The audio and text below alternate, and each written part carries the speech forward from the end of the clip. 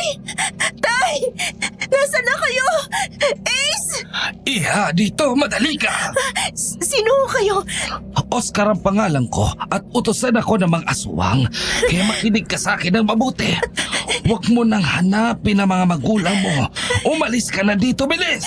Humingi ka na ng tulong bago ka pa nila maabutan kung ayaw mong patayin ka rin na mag-iinang aswang yon. Hindi ako pwedeng umalis hanggat hindi ko nakakita ang pamilya ko. Nasaan na sila? Nay! Si Nanay yun! Boses niya yun! Nay! Bumalik ka dito! Nay! Tay! Ace! Nay! Nay! Tay! Naku mo! Iya! Nariyan na sila! Tumakbo ka na! Iligtas mo ang sarili mo! Bilisan mo! Babalikan ko kayo, Nay! Babalik ako! Hanapin ko si Ace!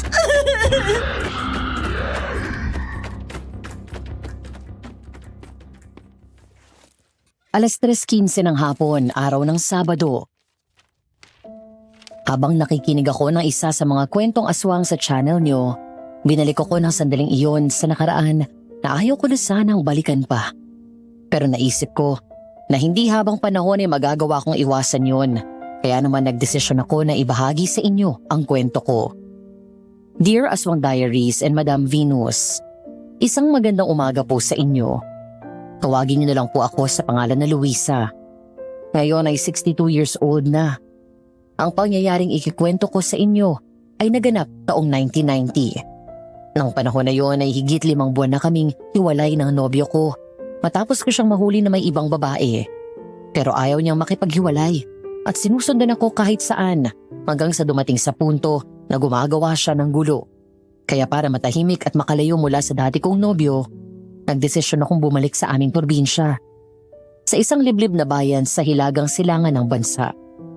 Hindi ko akalain na ang pagbalik ko doon ay magiging daan para magbalik din ang pangyayaring matagal ko nang binaon sa limot.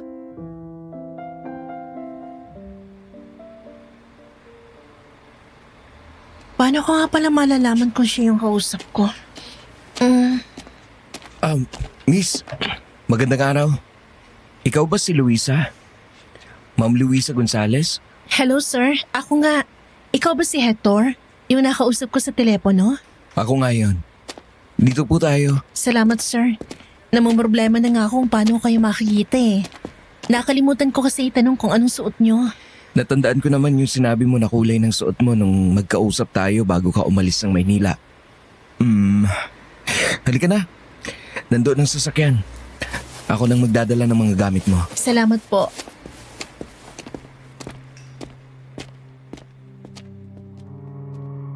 Mula sa bus terminal ay sumakay kami sa owner-type jeep ni Hector papunta sa baryo. Si Hector ang landlord na nagmamay-ari ng maliit na bahay kung saan ako titira. Gaya ko ay isa rin siyang teacher. Nang dumaan kami sa mga nagagandahan na matataas na bundok at tabing dagat, pinaalala sa akin ito kung gaano kaganda dito sa probinsya. Malamig at sariwa ang hangin, malayo sa ingay ng syudad. Makalipas ang higit 10 minuto ay pumasok ang sasakyan sa isang makitid pero sementadong daan na nasa paanan lang ng bundok. Napapaligiran ng bundok ang magkabilang daan at mula doon ay natatanaw ko ang ilog.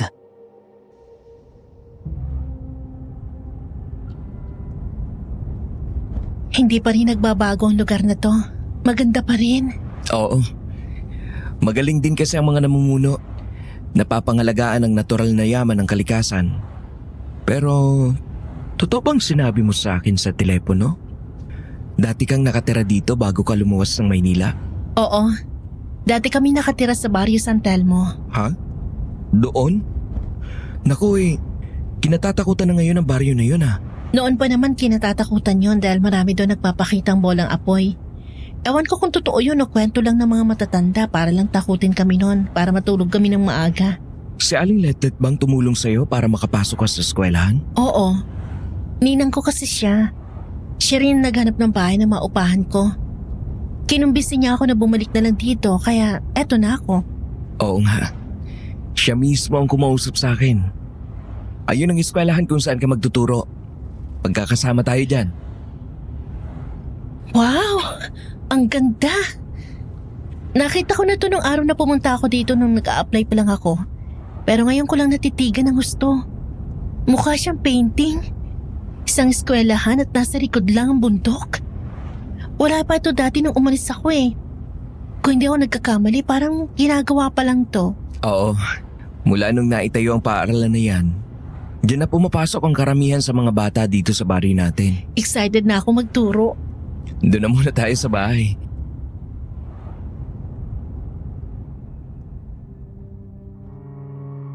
Mula doon, wala pang 2 minuto.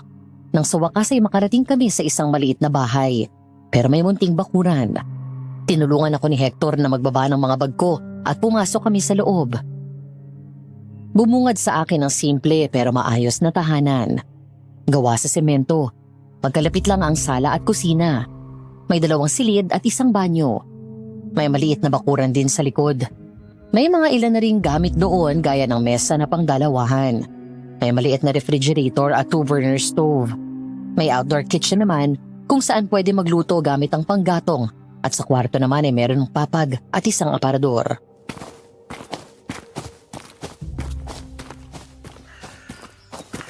Ang ganda. Inayos namin ng kapatid ko. Bilang nag-iisa ka dito at babae ka pa, gusto din namin masiguro ang safety mo. Siya nga pala, yung bahay namin, yung nandito lang sa tabi nito. Basta kung may kailangan ka, sabihin mo lang sa amin. Kapag wala ako, nandyan yung anak ko, si Zoe. O kaya yung kapatid ko, si Alex. Sige, salamat.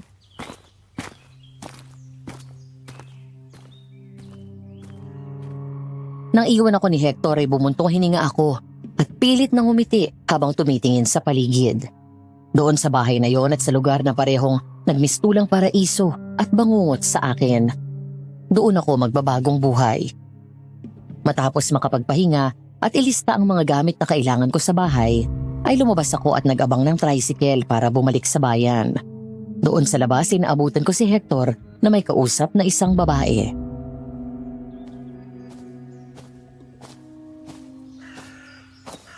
Oh, Luisa, saan ang punta mo?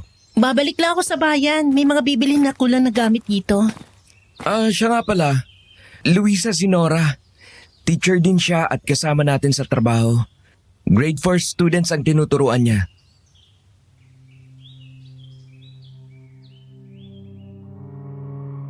Agad akong lumapit at nakipagkamay sa kanya. Napansin ko na medyo malamig ang temperatura ng kanyang kamay pagkatapos ay ngumiti siya sa akin.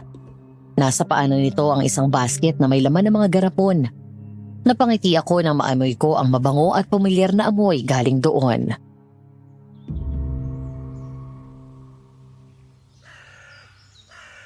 Hi, nice to meet you. Hello, nice to meet you din. Grade 2 students naman ang tuturuan ko. Nabanggit nga ni Sir Hector. Sorry na, amoy ko kasi. Buro tong dala mo. Ha? Oo. Gumagawa ako nito eh. Wow, nagbebenta ka? Hindi. Kapag gumagawa ako, nagbibigay lang ako sa mga kamag-anak ko. Noong buhay pa ang parents ko, gumagawa sila niya at binibenta namin. Bigla ako tuloy na miss ang buro. Tagal ko na hindi nakatikim niyan. Anong buro yan? Burong kanin. May isda rin tapos may mustasa at burong mangga. Wow, pwede ba ako bumili? Naku, huwag mo nang bayaran. Bigyan na lang kita. Tikman mo. Kaya lang, kakaibang buro yan eh. Hindi lang siya puro alat at asim. Medyo manamis-namis din. Ah, talaga? Kakaiba yun ah. Sige nga, patikim ako ng mustasa. Kapag nagustuhan mo, gusto mong magbenta? Para may sideline at extra kita ka. Alam mo na, hindi gaanong kalakihan ng sweldo natin mga teacher. Talaga ba? Hayaan mo ako magbenta? Sa totoo lang, niisip ko na nga yan eh.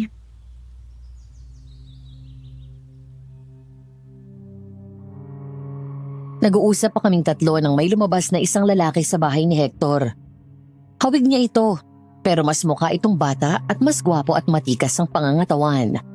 Ang estilo ng kanyang buhok ay gaya sa mga sundalo. Nang makita ako nito ay bigla itong natigilan at tumitig sa akin ng matagal.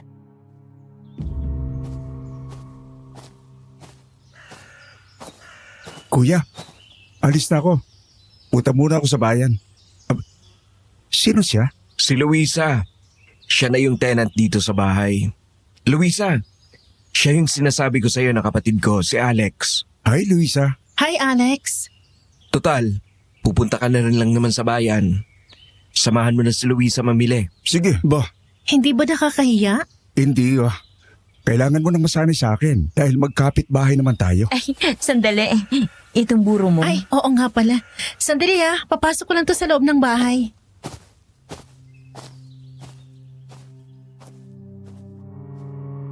Habang nasa kotse kami ni Alex ay pareho kaming tahimik. Pinatapik-tapik niya ang hita at sinasabayan ng ritmo ng musika na tumutugtog. Ako naman, hindi mapakali sa kinauupuan dahil sobrang tahimik sa loob. Hanggang sa aksidente kaming nagkatinginan at pareho kaming natawa nang wala sa oras.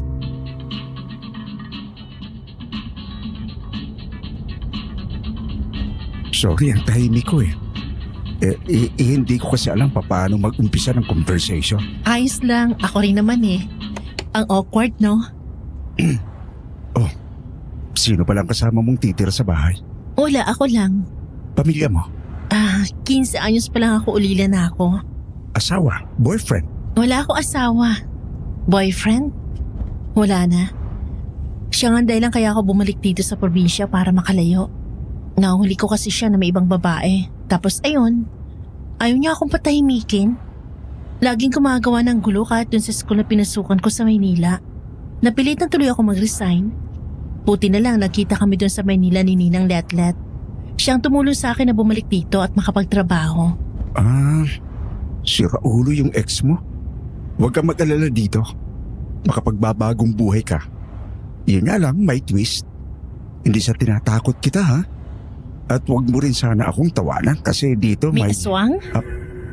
O paano mo nalaman? Hindi ba nabanggit ni Hector? Dito ako pinanganak sa probinsya na to pero nakatira kami dati sa Barrio San Telmo. Nung bago mamatay sila nanay.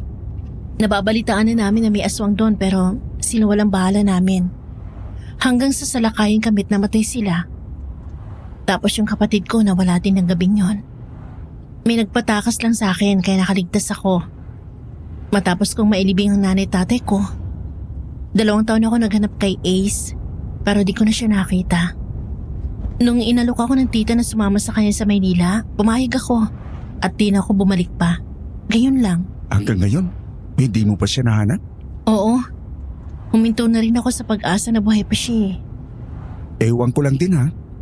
Sabi naman ng iba, hindi naman daw totoo na pinamumugaran ng aswang ang Barrio San Telmo. Si Nora? Taka doon yun Tingnan mo nga, nagtitinda pa ng buro. May asin yun na kinatatakutan ng aswang. Pero para makasigurado, magsasabit na lang din ako ng mga pangontra. Tama ka dyan. Kami rin merong nakasabit sa mga pinto ng bintana. Mabuti na makasiguro kaysa naman magsisi sa uli. Ikaw, sundalo ka ba? Oo.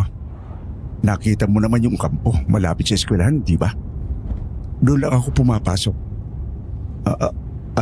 Ano nga pala ang bibilin mo? Medyo marami-rami Basta ibaba mo na lang ako dun sa mismong palengke. May abot lang ako sa superior ko tapos susunod ako para sabay na rin tayong umuwi. Nako, salamat Alex. Sana hindi ako makaabala. Hindi, ayos lang. Wala naman akong ibang gagawin ngayon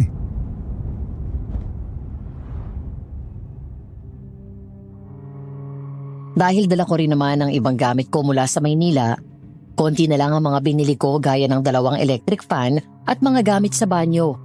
Pati na rin mga groceries at ulam na ilalagay ko sa refrigerator. Nang sumapit ang gabi, muli ko na namang nakita sa labas ang pamilyar na dilim sa paligid. Narinig ang maingay na kuliglig at naramdaman ng malamig na hangin. Kasabay noon ay muling nanumbalik ang pamilyar na kilabot na inakala kong hindi ko na muling mararamdaman.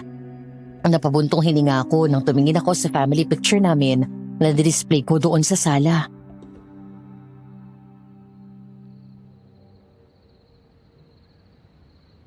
Tay, tama po bang bumalik ako dito? Ang totoo, hindi ko alam kung bakit sa dami ng lugar dito sa Pilipinas ay dito ko naisipang lumipat.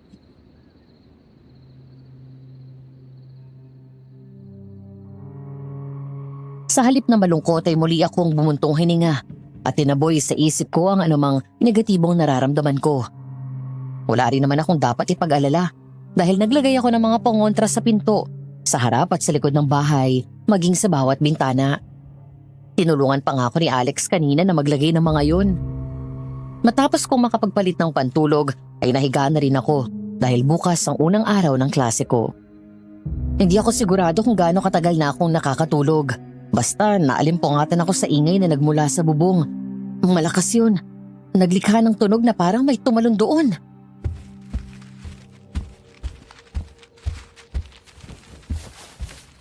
Ano yun?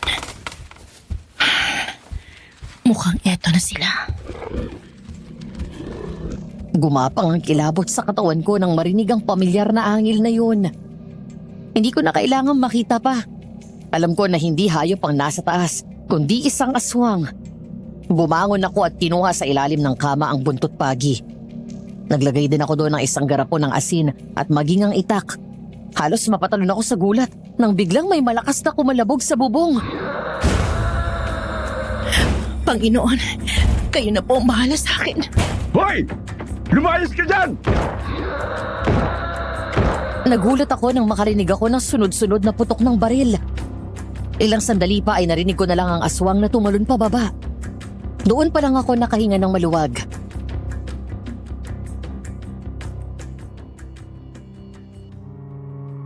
Maya-maya ay narinig ko na ang boses ni Alex sa may pinto habang kumakatok.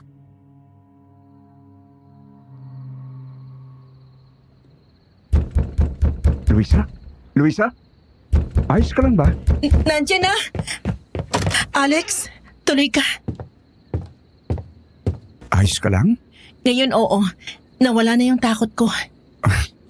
Hindi ka pala dapat mag-isa dito. Sana pala kumuha ka ng kasama mo.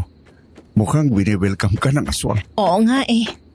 Alex, Oh, kuya. samahan mo na lang si Luisa dyan. Baka mamaya bumalik pa yung aswang. Sige.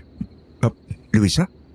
Ayos lang ba sa'yo? Oo naman. Sino ba ako para tumanggi? Kahit dito na lang ako mahiga sa sala. Doon ka na sa kabilang kwarto. Pinalitan ko rin ng bagong punda yung unan doon tsaka bago rin yung kumot. Salamat. Ako nga dapat magpasalamat eh. Sige na. Magpahinga ka na. Ako na magsasarado ng pinto. Huwag ka mag-alala. Mapagkakatiwalaan mo ako. Wala akong gagawing masama sa'yo. Alam ko naman eh. Sige, dito na ako.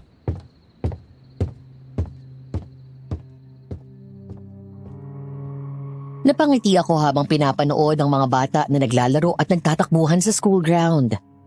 Ang iba sa mga ito ay kilala na siya at panay ang bati sa kanya. Lunch break kaya may oras sa mga ito na maglaro. Isa na doon si Zoe, ang anak ni Hector.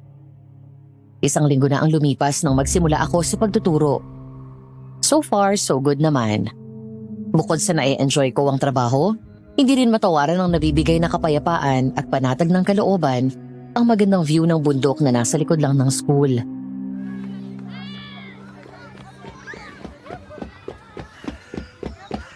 Hi, Miss Moreno. Hi, Zoe. Anak, huwag takbo ng takbo. Hi ma'am, Hi, sir. kumusta naman ang isang linggo? Ayos naman, nag-enjoy ako dito. Napaka-laid back ng buhay. Hindi gaya sa Maynila na parang lagi nagmamadali mga tao. Makukulit ang mga bata pero wala, ganun talaga sila eh. May aswang pa ba na nanggugulo sa'yo sa gabi? Wala na. Pagkatapos ng unang gabi ko dito, di na naulit. Natakot yata kay Alex. Kapag nakaramdam ka ng takot, magsabi ka lang para masamahan ka ni Alex. Nako, hindi na. May mga pangontra naman ako nakasabit nakakaya na sa kanya. Baka mamaya may girlfriend yun. Walang girlfriend yun, single yun.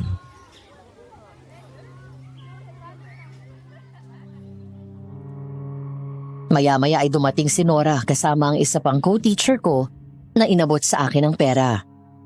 Nagsimula na rin pala akong magbenta ng mga gawang burong isda ni Nora. Masaya ako na kahit na hindi ganun kalaki ang kita, kahit paano ay nakakatulong pa rin sa mga gastusin ko sa bahay.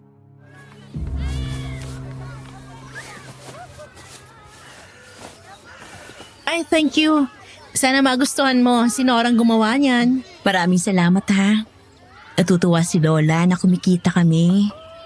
Hindi na rin kasi kaya ng oras ko na magbenta kahit gustuhin ko. Bedridden kasi siya.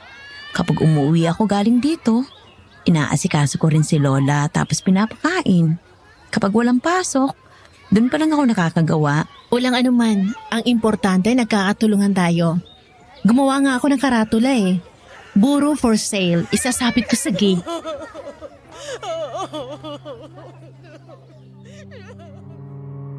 Habang nag-uusap kaming mga guro, napalingon kami nang bigla naming marinig ang isang ginang na halos naglulupasay sa kakaiyak. Ang kasama nitong babae at lalaki ay iyak din ng iyak habang kausap ang dalawang guro at ang aming prinsipal kasama ang mga pulis. Lumingon ako kay Nora nang marinig ko ang mabigat at malalim nitong buntong hininga.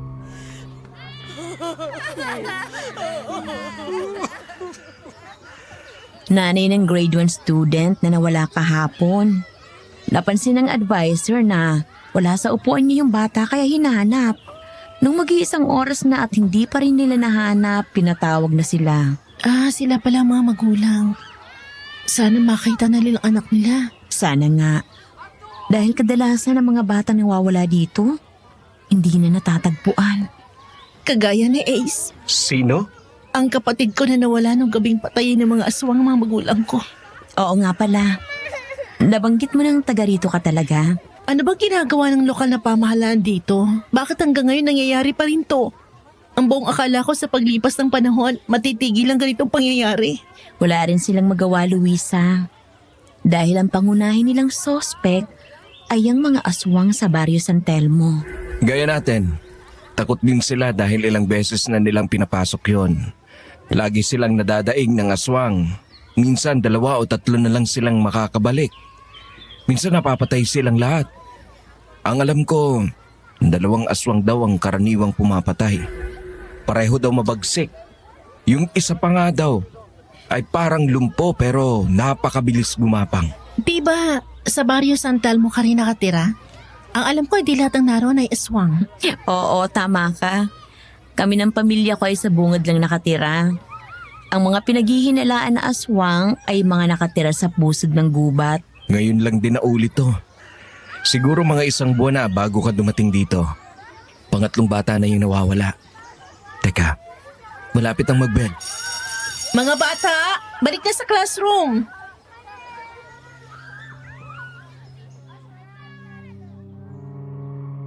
Mabilis na lumipas ang mga araw. Higit 3 buwan na rin akong nanirahan dito sa probinsya. Unti-unti ay muli akong nasasanay sa buhay dito. Bahay, trabaho, bahay, trabaho. Ganun ang naging routine ko sa araw-araw. Kapag weekend naman ay abala ako sa gawaing bahay. Isang hapon, habang naglalakad ako pauwi at napadaan sa may ilog, napangiti ako nang sumigaw ang ilan sa estudyante ko na pasakay sa bangka. Ang mga ito ay nakatira sa kabilang ibayo. Kailangan pa ng mga ito na sumakay ng bangka para lang makauwi. Kumuway pa ang mga ito at nagbabay sa akin kaya huminto ako saglit.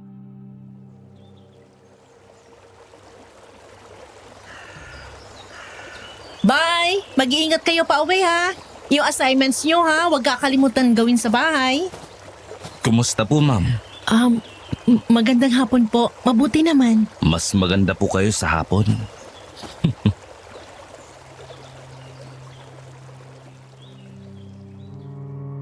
Natigilan ako nang humakbang palapit sa akin ng bangkero. Bahagya akong nakaramdam ng pagkailang nang umisi ito. Isang klase ng ngisi na nakakapangilabot at hindi ko gusto kung paano siya tumingin sa akin.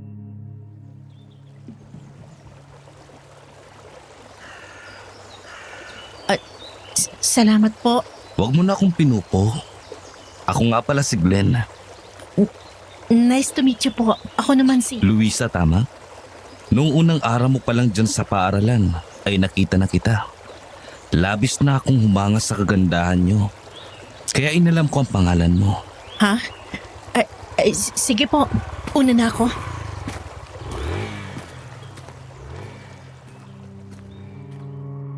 Nakahinga ako ng maluwag nang makita ko si Alex na huminto at sakay ng motor nito.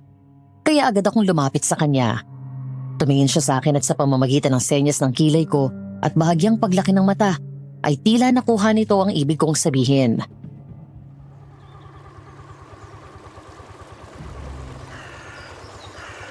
Luisa, anong ginagawa mo dito? Nagpaalam lang ako sa mga bata. Pauwi ka na ba? Halika na, sabay ka na sa akin. Salamat. Sige, Mang Glenn. Una na ako.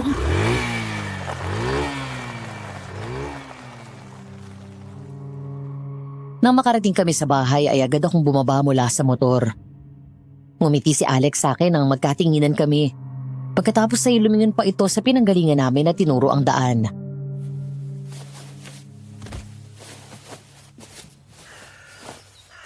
Anong sabi sa'yo nung si Glenn? Nakipagkilala tapos medyo binola ako. Matagal na daw niyang ilalam ang pangalan ko. Kapag nakita mo yon, lumayo ka doon.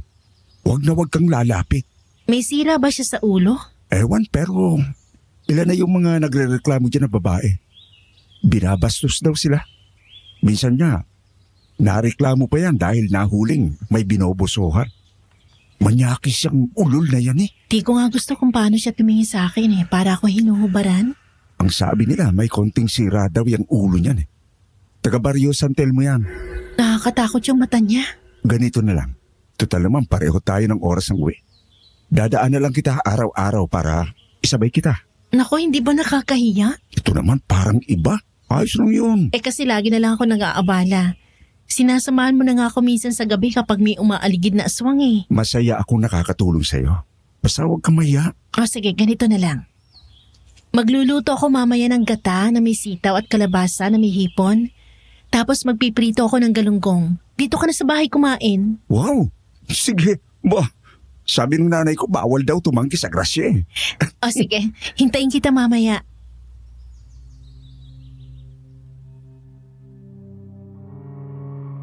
Malapit nang maluto ang ginataang gulay ko, nang mula sa labas ay makarinig ako ng boses na tinatawag ako habang kumakatok. Nagmamadali kong binitawan ng sandok at binuksan ang pinto. Parang tumalon ang puso ko nang salubungin ako ng magandang ngiti ni Alex. Bukod sa kayumanggi ito, matangkad at matikas ang pangangatawan. Napansin ko ang ganda ng mga mata nito. Parang palaging nangungusap. Bahagya ding matangos ang ilong at mapula ang mga labi na halatang hindi naninigarilyo.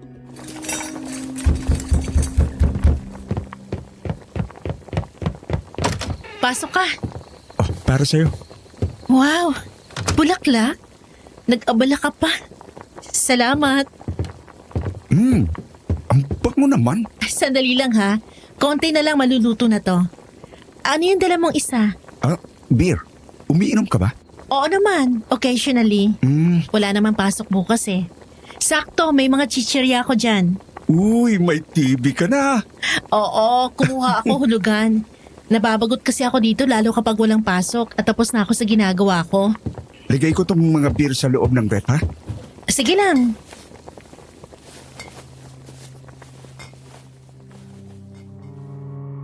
Nagpresenta na si Alex na maghanda ng mesa.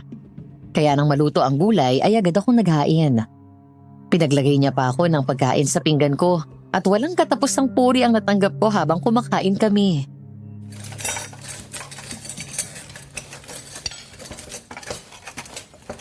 Ang sarap talaga. Ngayon lang ulit ako nakatikim talaga ng maayos na luto. Sa bahay kasi, dalawa kaming barako ni Kuya. Kaya kung ano-ano na lang maluto namin, yun na yun. Si Suy nga, nasanay na lang Hayaan mo kapag nagluto ulit ako, bibigyan ko kayo. Kahit ano luto ko, may natitira talaga Palibasa, nag-iisa ako dito sa bahay. Nako, hindi ako tatanggi dyan. At tsak matutuwa si Kuya Hector. Uy, tikman mo tong burong mustasang gawa ni Nora, yung ko-teacher ko. Sarap niyan. Ang sarap nga. Ang sarap din itong pritong galunggong. Bagay na bagay dito sa buro.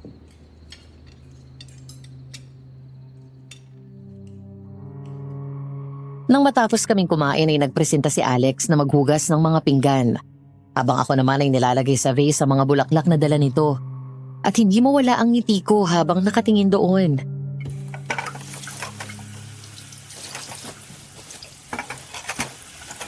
Alam mo bang ikaw ang unang lalaki nagbigay sa akin ng bulaklak? Talaga? Yung ex mo? Ayaw niya. Sayang lang daw ang pera. Di ko naman daw ito makakain o mapapakinabangan kapag lanta na. Si Raulo din yung ex mo, ano? Kaya nga Kaya tuloy madalas nangiinggit ako nun sa mga babae na binibigyan ng bulaklak ng boyfriend nila. Hindi mo naman ako boyfriend. Pero ngayon, hindi ka na maiinggit. Kailan mo nga pala binili to? Kanina lang. Bumalik ulit ako sa bayan kanina pagkatapos kitang ihatid. Salamat ulit. Wala ka naman. Masaya ako at nagustuhan mo.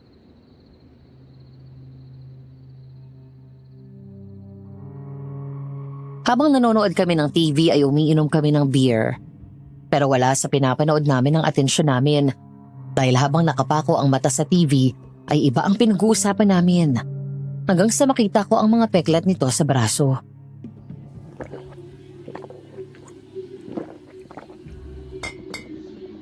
Galing ba sa tama ng bala to? Oo. Nung nadistino ko sa Mindanao, napalaban ang grupo namin sa mga NPA. Isa yan sa mga naging tama ko. Isa? Ibig sabihin, marami pa? Gusto mong makita? Pwede ba?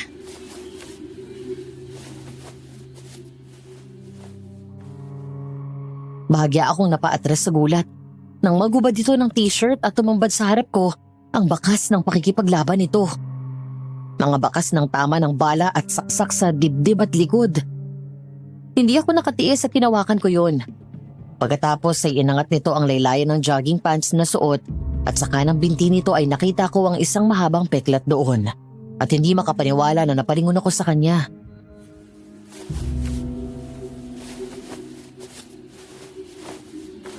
Ang dami. Itong nasa paa mo, kailan nangyari to? 3 taon na nakakalipas. Nasabugan ng granada. Akala ko nga puputulan ako ng pahe. Pabuti na lang naagapan ng mga doktor. Ayun nga lang, hindi na ako pwedeng umakyat sa bundok. Kaya permanente na lang ako nandito sa kampo. Sa opisina at gumagawa ng clerical works. Okay na rin to kaysa naman putol ang paa at walang trabaho. Pero dahil sa nangyaring yon, nakipag-iwalay sa akin ang girlfriend ko ng panahon na yon. Akala niya yata tuluyan ako mapuputulan ng paa. Ibig sabihin, hindi ka niya totoong mahal. Yun din ang na-realize ko nung bandang huli. Hindi mo pa talaga oras na mawala sa mundo. Tsaka, at least nakita mo sa nangyari na yon kung sino ang totoong nagmamahal at nagmamalasakit sa iyo. Siguro may magandang plano pa talaga sa iyo ang Diyos. Tama ka. Dahil kung hindi kita makikilala. Oo nga. Nasabi ko na ba sa'yo na maganda ka? Hindi pa. Ngayon pa lang. So ayun nga. Ang ganda mo. Salamat.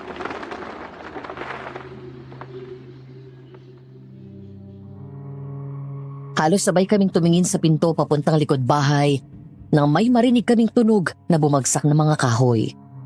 Nagkatinginan kami ni Alex. Ilang sandali pa ang nakalipas nang may marinig na naman kaming kumakaluskos at doon na siya tumayo. Agad nitong kinuha ang isang itak sa ilalim ng lababo na hindi ko alam na naroon. Pagkatapos dahan-dahan nitong binuksan ang pinto.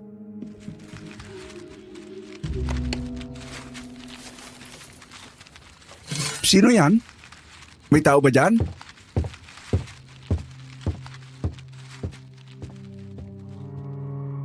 Muling lumingon sa akin si Alex nang walang sumagot. Lumabas ito sa likod bahay at naglakad-lakad. Hanggang sa may pusa na kulay puti ang biglang lumabas mula sa halamanan.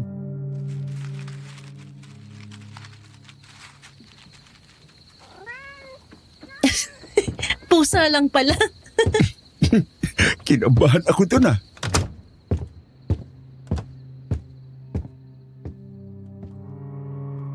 Pumasok si Alex at muling sinarado ang pinto. Nilapag nito ang itak sa ibabaw ng kitchen counter at bumalik kami sa pwesto namin sa sala. Hindi pa man din nag-iinit ang puwet namin sa pagkakaupo nang bigla kaming mapatayo sa gulat nang may malakas na kumatok sa pinto sa harap mula sa labas. Sa sobrang lakas ay parang gusto nitong gibain yun. Alex, ano yon? Dito ka lang, titignan ko. Baka aswang yun, kumapano ka pa. Huwag kang mag-alala. Kaya ko ang sarili ko. Kumuha ka ng maraming isang at ihanda mo. Oo. Mabilis akong tumakbo sa kwarto at kinuha ang isang garapon ng asin at ang isa pang itak na naroon din sa ilalim ng papag. Inangat ni Alex ang itak at inamba sabay hawak sa doorknob. Ako naman ay dumakot ng asin at hinanda iyon na ibato anumang oras. Parang sasabog ang dibdib ko sa kaba ng mga sandaling yun. Hanggang sa biglang buksan ni Alex ang pinto. Natigilan kami nang makitang wala doong tao o kahit aswang.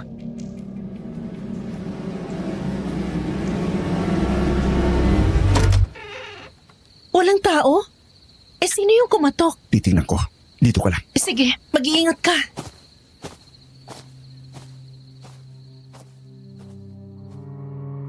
Maingat na lumabas ng bahay si Alex. Nag-inspeksyon sa bakuran sa harap, maging sa labas. Pero wala kaming natagpo ang tao o kahit aswang.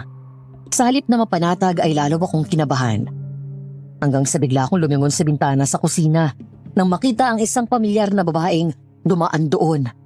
Nailapag ko ang garapon ng asin at itak sa sahig nang makilala ko ito.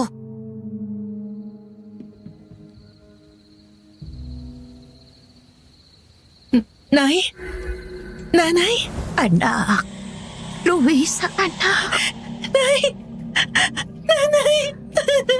Tulungan mo ako, anak. Nang mga sandaling iyon ay parang tuluyan akong nahipnotismo ng boses ni nanay. Wala na akong inisip na iba, kundi ang makita siyang muli matapos ang matagal na panahon. Ang mapuna ng labis na pangungulila ko sa mga magulang ko.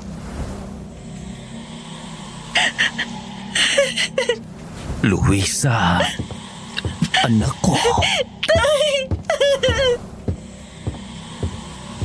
Hindi ko na malaya na humahakbang na lang ako palapit sa pinto papunta sa likod bahay. Pagdating ko doon ay walang tigil ako sa kakaiyak na lumingon sa paligid. Pilit na hinahanap ng mata ko ang mga mukha ng mga magulang ko na ilang taon ko nang pinanabikan na makitang muli. Nay! Tay, nasan kayo? Bumalik na kayo pakiusap. Ayoko na mag-isa, Nay. Tay! Nay!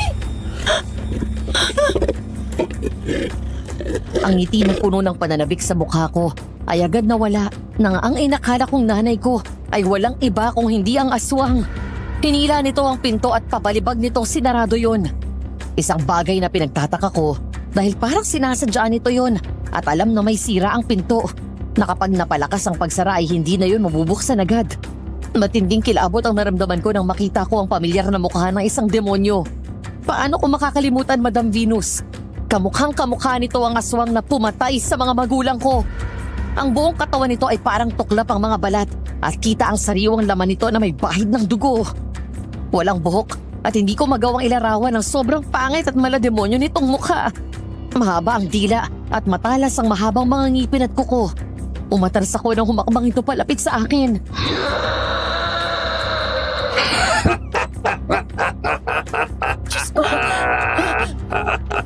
Luisa! Takbo! Tumakbo na!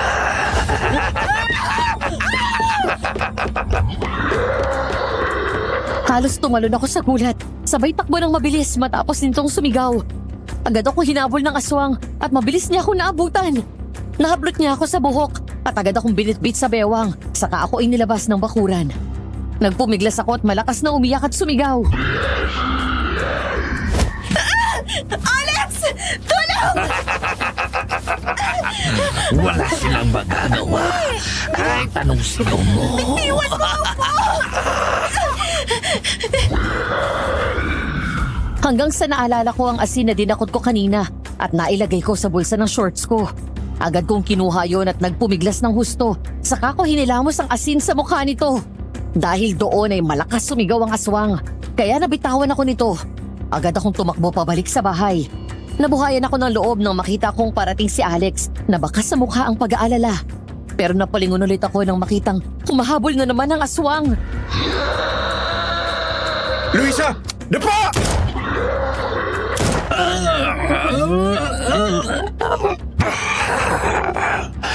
Babalikan ko kayo! Klaro ka ng baka!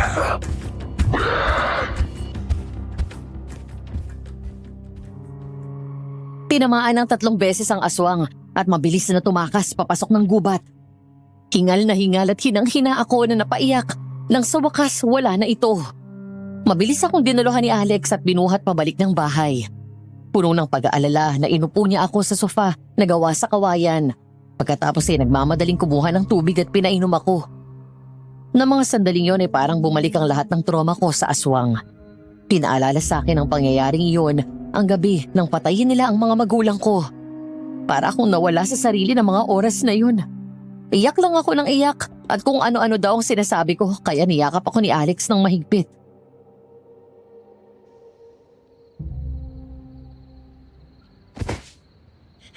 Ayoko sumama sa kanila, Alex. Papatay nila ako gaya ng ginawa nila sa kanila. Huwag mo ko ibibigay. Hindi ka nila makukuha. Pangako yan. Nandito ako. Hindi kita pababayaan. Shh, kalma. Wala na ang aswang. Hindi ka nila masasaktan.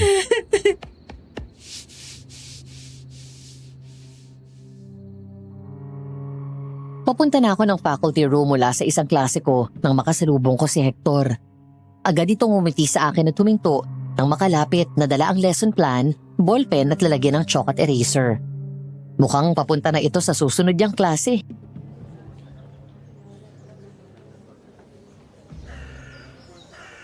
Nabalitaan ko nga pala yung nangyari nung isang gabi. Naikwento ni Alex. Oo nga eh. Buti na lang pala, nandun siya. Kung hindi, baka nakuha ka na ng aswang. Laking pasasalamat ko talaga na naroon siya. Kaya nga napag-uusapan namin na pagkatapos ng nangyari na yon, mas makakasiguro tayo na ligtas ka kapag may kasama ka sa bahay. Kahit na may mga pangontrang nakasabit sa pinto at bintana ng bahay mo, makakagawa sila ng paraan para pasukin ka. Salamat, Hector. Di niyo naman kailangan gawin to pero sobrang yung pag-aalaga niyo sa akin. Tinamaan yata sa'yo yung kapatid ko eh. Ito naman, baka mamaya nagmamalasakit lang yon. Sundalo siya, di ba? Sus, kaya pala may dalang bulaklak. Luisa, Oy, Nora, ano? Nasaan na yung order ko? yun nga eh. Hindi ko nadala kasi doon ako sa kabilang bayan galing, hindi sa bahay. Hindi ko nadala dahil mabigat yung mga garapon. Idadaan ko na dapat sa bahay mo kaso nagmamadali ako. Ganun ba? Di bali okay lang. Bukas pa naman ng tanghali dadaan yung customer ko eh. Sige, idadaan ko na lang bukas ng 10:00. Oy, sige, dito na ako sa faculty.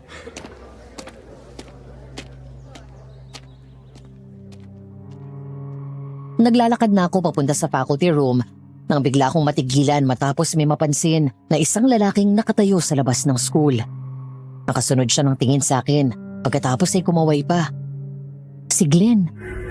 Ngumisi ito at nakaramdam ako ng takot kaya naman hindi ko siya pinansin.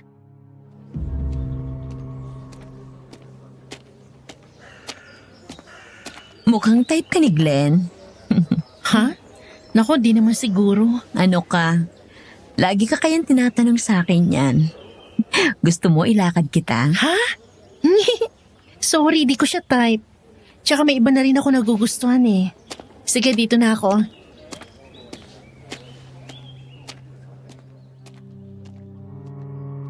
Hindi ko na hinintay pa na sumagot ito at dumiretso na ako sa loob ng faculty. Habang nagpapahinga at naghahanda na rin para sa susunod na klase na tuturuan ko, bigla akong natigilan nang makarinig ako ng boses ng mga batang umiiyak, nag-uusap at kumakanta. Mga tinig na may dalang malamig na hangin at mula sa ilalim ng lupa. Saan galing yun? Napatayo ako sa gulat, kaya bumagsak ang silya na inuupuan ko kanina. Sabay lingon sa paligid. Normal at tila walang naririnig ang mga co-teachers ko na kakaiba. Nagtitinginan ng mga ito sa akin na puno ng pagtataka. Kay lakas ng kabog ng dibdib ko na para bang sasabog yun sa sobrang kaba. Ang sunod na namalayan ko ay naglalakad na lang ako palabas ng faculty room. Binagtas ko ang daan papunta sa likod at hindi ko alam kung bakit ako doon dinala ng mga paa ko. Diyos ko. Nang makarating ako sa likod, natulala na lang ako nang makita ko ang kaluluwa ng mga bata. Natakpan ko ang bibig ko nang makita na isa doon ang batang nawala kamakailan lang. Lahat ay may gilit sa leeg, butas ang tiyan at may mga pasa at sugat sa braso at binti. Hanggang sa mabaling kay Hector ang atensyon ko nang makitang pumahangos ito. Zoe! Zoe! Ano nangyayari sa'yo? Napaskuat ako ng upo nang makitang nakatulala si Zoe at hindi kumukurap habang nakatitig sa unahan. doon kung saan nakatayo ang mga batang kaluluwa. Kinaway ko ang palad ko sa harap niya pero hindi ito kumurap man lang. Hanggang sa napatayo ako at umatras nang magsalita ito at narinig ang malalim na boses nito na gaya sa mga batang kaluluwa na yun. Hindi sila matahimik. Gusto na nilang umuwi, pero di nila alam kung paano. Gusto nilang maglaro, pero may kumuha sa kanila. Banga, madilim sa loob, masikip. Mama, Papa, Mama, Papa, uuwi na kami. Nasaan na po kayo? Mama, Papa? Zoe anak, gumising ka. Anong nangyayari sa kanya, Hector? Mamaya, ipapaliwanag ko sa'yo. Ay, Zoe! Nataranta kami nang bigla itong mawala ng malay. Agad naman nasalo ni Hector ang anak at kinarga. Mabilis akong sumunod, pero nang lumingon ako, bigla akong natigilan nang may mamataan akong isang pamilyar na muka sa karamihan ng mga espiritu ng mga bata. Ace!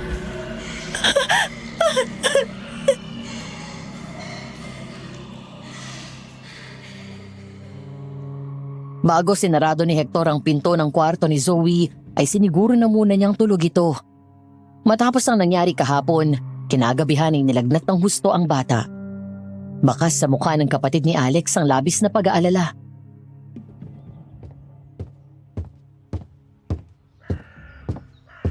Kumusta na siya? Bumaba na ulit ang lagnat niya. Kagabi, babataas ang temperature niya. Kaya pinatawag ko na si Doc. Mabuti na lang at may doktor na malapit dito. Ano ba yung nangyari kay Zoe? Pinanganak siyang may special na abilidad na makakita ng mga espiritu. Kaluluwa, engkanto, kahit na aswang. Normal naman siyang bata pero kapag natulala na yan at hindi na kumukurap, gaya ng nangyari kahapon, ibig sabihin ay may nararamdaman at nakikita siyang espiritu. Minsan nga, natatakot na lang kami ni Alex dyan. Naririnig namin nagsasalita at akala namin kausap ang isa sa kaibigan niya. Pero pagsilip namin, wala naman siyang kasama. Kapag tinatanong namin kung sinong kausap niya, ituturo niya lang kung saan yung espiritu. Minsan nga, bigla na lang yan maglalagay ng pagkain sa kung saan sa labas ng bakuran, tapos sasabihin niya para daw sa kaibigan niya. Saan niya nakuha yan? Sa nanay niya? Hindi. Normal ang asawa ko nung buhay pa siya. Wala rin naman sa aming may ganyan. Gusto ko maging normal siya hanggang lumaki siya. Hindi ko na alam minsan ang gagawin ko. Bakit hindi kayo magtanong sa albularyo? Naisip ko na rin yan pero kasi nagdadalawang isip ako eh. Kahit kailan kasi, hindi ako naniniwala sa kanila. Mukhang kailangan mo na lalo at kailangan ng anak mo. Eh ikaw, sabi mo may nakita ka rin. Oo. First time nangyari yun sa akin. Hindi ko rin maintindihan eh. Basta narinig ko na lang yung boses ng mga bata at parang silang nagilas sa akin papunta dun sa likod ng school. Alam mo yung parang kusa nilang binuksan ng mata ko para makita sila. Hector, isa sa mga kaluluwang nakita ko ay ang huling estudyanteng nawawala. Patay na siya. At naroon din ang kapatid ko. Ha? Yung sinabi mong nawala nung gabing pinatay ng aswang ang mga magulang mo? Oo. Nadurog ang puso ko pero sa kabila nun, masaya ako dahil ngayon may closure na ako. Alam ko na kung nasan siya. Iyon siguro ang dahilan kaya binalik ako ng Diyos dito. Masaya ako para sa'yo, Luisa. Ngayon, ang kailangan na lang ay mabigyan sila ng katarungan. Sana dumating na rin ang araw na yon. Sige, una na ako. Pupunta pa ako kay Nora eh. Kukunin ko yung order na burong isda at mangga ng isa sa customer ko. Ha? Teka, sandali lang. Pupuntahan mo si Nora? Eh, sa Barrio San Telmo nakatira yun eh. Tsaka di ba ang usapan ninyo? Siya ang dadaan sa bahay ninyo? Oo nga. Pumunta sa bahay ng maaga yung customer ko. Nagbago yung schedule. Mas maaga niya kailangan. 9:00 ng umaga mamaya. Sabi naman ni Nora, dito lang sila sa bungad eh. Kahit na. Baka kung mapano ka. Lalo na't munti ka nang makuha ng aswang. Di naman siguro. Oh, umaga naman eh. Nako, paano ba to? May lagnat si Zoe. Hindi ko maiwan. Sasamahan sana kita dahil tiyak mag-aalala yung si Alex kapag nalaman niya to. Kayo naman masyado kayo nag-aalala sa akin. Si Nora naman yung pupuntahan ko. Promise, babalik agad ako. Sige, una na ako.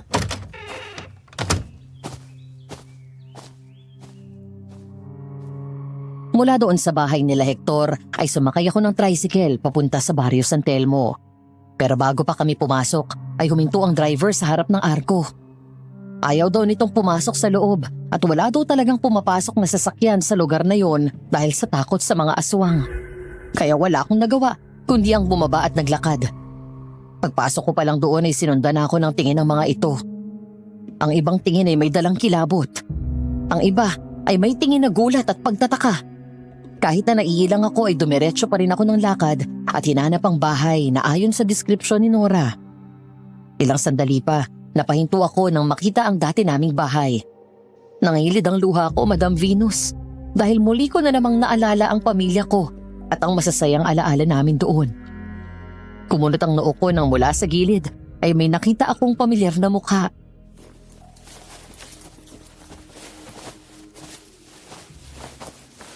Nora? Mang Oscar, pakilagay itong mga asin dyan sa likod. Narito na po. Nakahanda na rin ang gagamitin natin.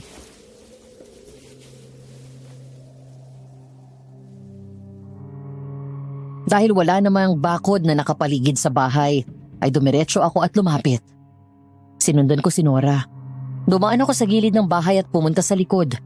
Natigilan ako at kumunot ang noo ko nang makita ang mga naglalakihang banga na nakabuo ng 3/4 ng katawan sa lupa. Kung hindi ako nagkakamali, ay nasa 12 ang mga banga na nakabaon doon at sa gilid naman ay may 2 malalaking mesa. Nakapatong doon ng iba pang banga at malalaking palayok. Hanggang sa natakpan ko ang ilong ko nang umalingasaw ang mabaho at masangsang na amoy.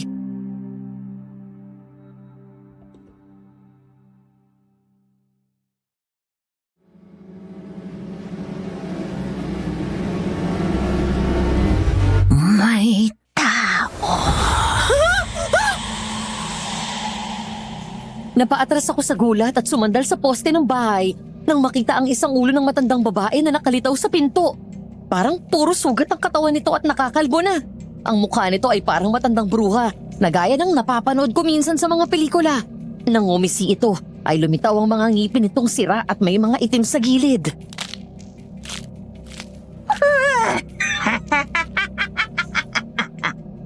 May tao. Tao. Mabango ang tao. Luisa! Halika dito. Lumapit ka. Kilala kita.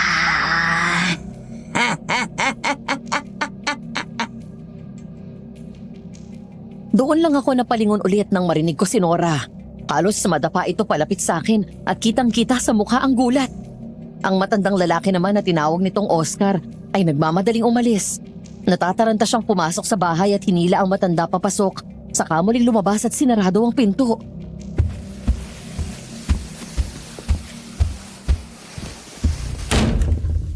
Anong ginagawa mo dito? Dito pala kayo nakatira? Oo, bakit? Etong dating bahay namin eh. Dito pinatay ng mga aswang mga magulang ko. Talaga? Halika, doon tayo mag-usap. Pasensya ka na kung pumunta ako dito nang walang pasabi. Kasi biglang napaaga yung pag-pick up ng customer ko sa order niya. 9:00 niya daw dadaanan kaya pumunta na ako dito. Ganun ba? Sige, kukunin ko lang. Dito ka na lang, hintayin mo ako dito.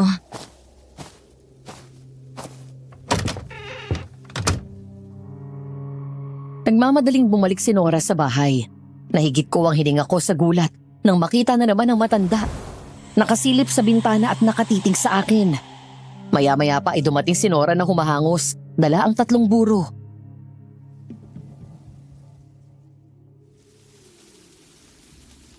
Ang bango. Ang bango ng tao. Gusto ko ng tao. Dugo. Dugo. Nora? Sino yung matanda kanina? Lola ko, pasensya ka na kung nagulat ka sa kanya.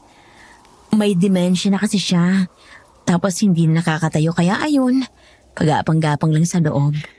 Ano nga pala yung malalaking banga na nakabaon sa lupa? Dami nun ah. Doon niyo ba iniimbak yung ginagawa niyong buro? Ha? Oo, doon nga. Pwede ba tingin? Ha? Naku, wag. Ano kasi, matapang pa masyadong amoy noon. Baka masuka ka lang. Ganun ba? O sige, una na ako. Ay, eto na pala yung bayan. Salamat.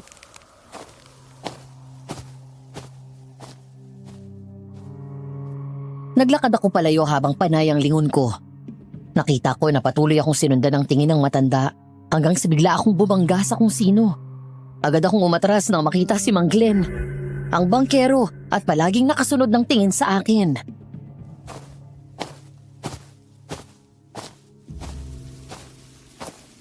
Hi, ganda.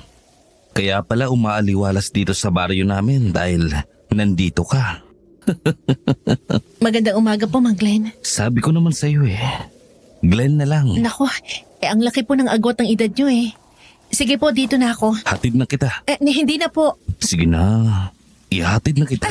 Huwag niyo po akong hawakan, please. Luisa? Alex! Mabuti nandito ka na. Sakto dating mo dahil pauwi na ako. Halika na. Sumakay ka na. Sige o, Mang Glenn. Sinaktan ka ba niya o binastos? Hindi niya ako sinaktan. Pero sinubukan niya akong hawakan dito sa braso. Si Kuya Hector ba nagsabi sa'yo nandito ako? Oo. Nag-alala nga siya sa'yo. Buti na isipan ko umuwi dahil may nakakalimutan akong papeles. Sa susunod, huwag kang papasok mag-isa doon.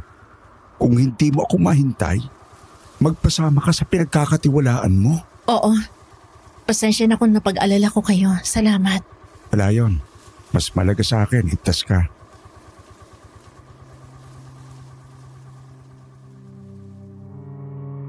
Makalipas ang 2 linggo, sumapit ang kaarawan ko. Nagulat ako nang sorpresahin ako ng mga estudyante ko at kinantahan ako pagpasok ng classroom. May mga nagbigay pa nga ng mga handmade letters, drawings at art crafts sa akin. Kaya kahit wala na akong pamilya, parang kumpleto na rin ang okasyon na yon. Nang hapon na yon, naikwento sa akin ni Kuya Hector, naglalakad siya pabalik sa faculty room nang makita nito si Alex na parating na may dalang regalo at isang bungkus na bulaklak.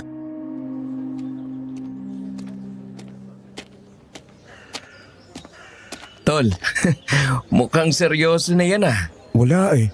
Tinamaan ako. Unang kita ko palang, boom! Sa pool! Na 3 points ako eh.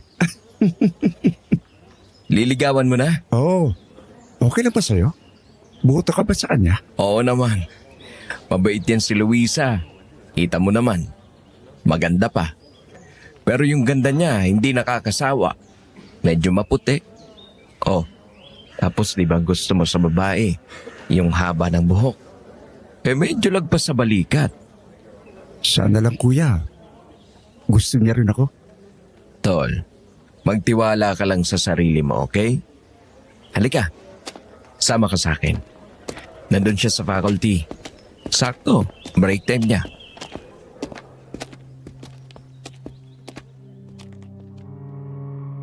Nang mga sandaling iyon, habang nagkikwentuhan kami ng mga co-teachers ko at walang kaalam-alam na nasa labas na pala si Alex, medyo nakaramdam ako ng inis kay Nora dahil bida ito ng bida kay Mang Glenn sa akin.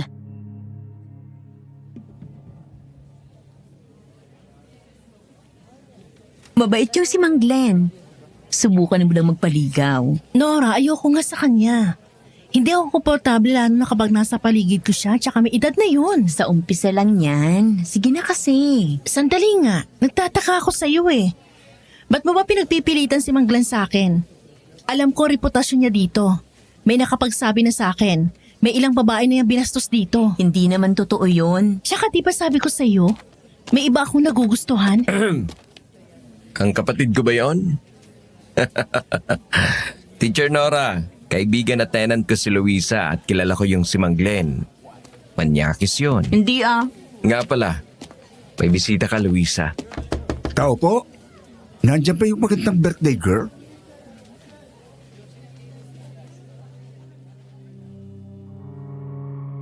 Nawala ang inis ko kay Nora nang lumingon ako at makita si Alex sa pinto.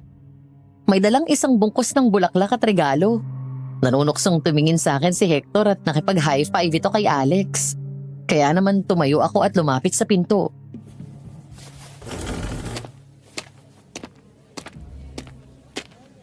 Wala ka bang pasok? Meron. Nagpaalam naman ako sa superior ko eh. Sabi ko pupuntahan ko lang yung pinakamagandang teacher dito. Ikaw talaga. Happy birthday, Luisa. Thank you.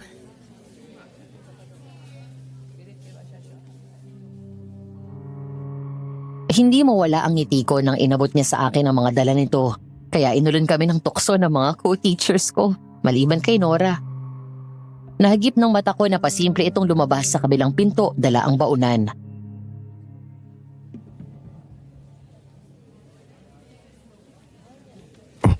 Luisa, pwede ba akong formal na manligaw sa'yo? Oo naman. Pwede. Talaga? Oo nga. Kiss! Kiss! Birthday naman eh. Kiss naman, oh. Kiss na, kiss. Kiss! Kiss. Uy.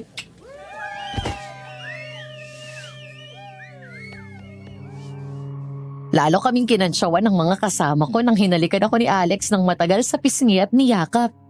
Noon lang ulit ako naging masaya.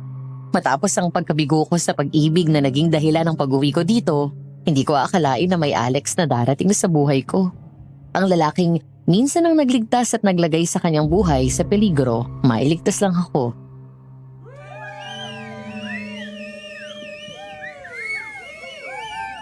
Binata na ulit ang kapatid ko. Boto ako sa iyo, Luisa. Si Teacher Hector talaga, oh. Sige, balik na ako sa kampo. Sunduin na lang kita mamaya. Okay.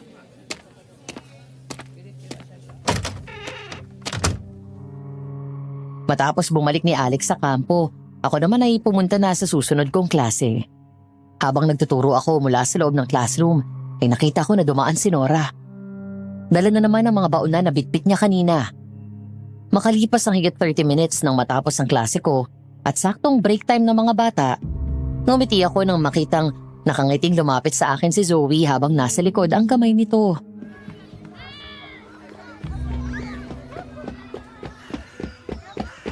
Teacher Luisa, happy birthday po. Thank you.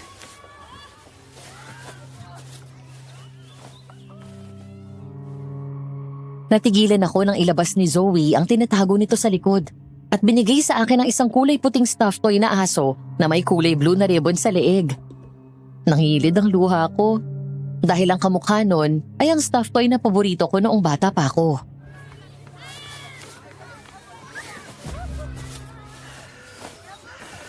Sabi po niya, ibigay ko to sa'yo. Niya? Sino? Si Ace po. Kapatid niya daw po siya eh.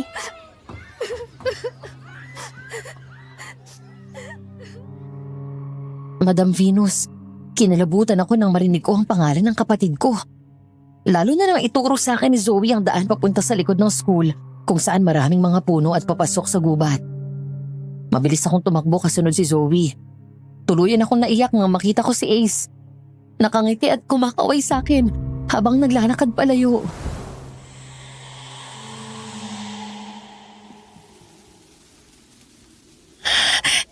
Ace. Ace, sorry. Sorry kung tumigil ako sa paghahanap sa'yo. Pero nandito na si ate. Hindi na ulit kita iiwan. Okay lang daw. Di naman siya galit sa'yo dahil malapit mo na daw siyang mahanap. Ha? Malapit na? Saan? Kailan?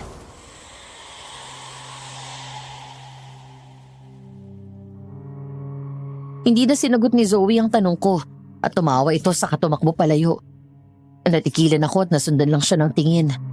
Gumaan ang pakiramdam ko lalo dahil para na rin sinabi ni Ace na naghihintay lang siya sa akin at ngayon ay tuluyan na siyang matatahimik. Pabalik na sana ako nang paglingon ay may namataan akong pamilyar na figura sa likod ng puno. Si Nora. Nakaupo sa sulok at nakatalikod mula sa akin habang kumakain.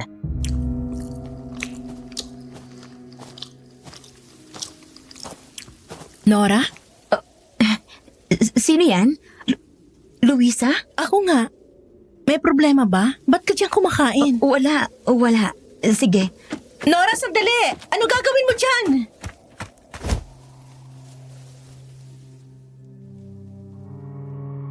Susundan ko sana si Nora dahil bigla itong tumakbo papasok sa masukal na kakahuyan nang may biglang humablot sa braso ko.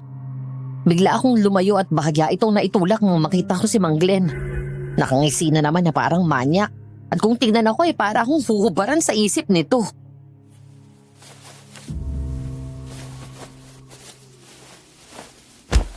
Hayaan mo si Ma'am Nora. Babalik din yan. Sige ho, dito na ako. May klase pa ako eh. Ma'am Luisa! Ma'am! Dalawin kita mamaya ha!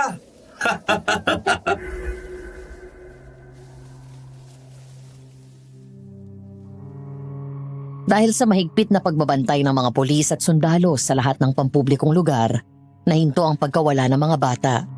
Maging sa gabi ay may mga rumorondang sundalo at pulis sa bawat baryo para naman hindi na makapaminsala ang mga aswang. 5:00 ng hapon halos kadarating ko lang sa bahay at katatapos ko lang sa paghugas ng pinagkainan ko kaninang tanghali. Nagpahinga muna ako sandali bago sinimulan ang paghahanda ng espesyal na hapunan na iluluto ko. Dahil birthday ko, nangako si Alex na sasabayan ako sa pagkain. Kinailangan lang nitong bumalik sa kampo pagkahatid sa akin dahil may meeting lang ito sandali. Pasado 7:00 na nang matapos kong iluto ang kanin at ang paborito nitong fried chicken at naggisa lang ako ng konting gulay. Habang naghihintay ako sa pagdating ni Alex, ay nagdesisyon muna akong maligo. Nung matapos kong magsabon ng katawan at mag-shampoo, bigla akong napahinto nang may narinig akong tunog ng paghinga.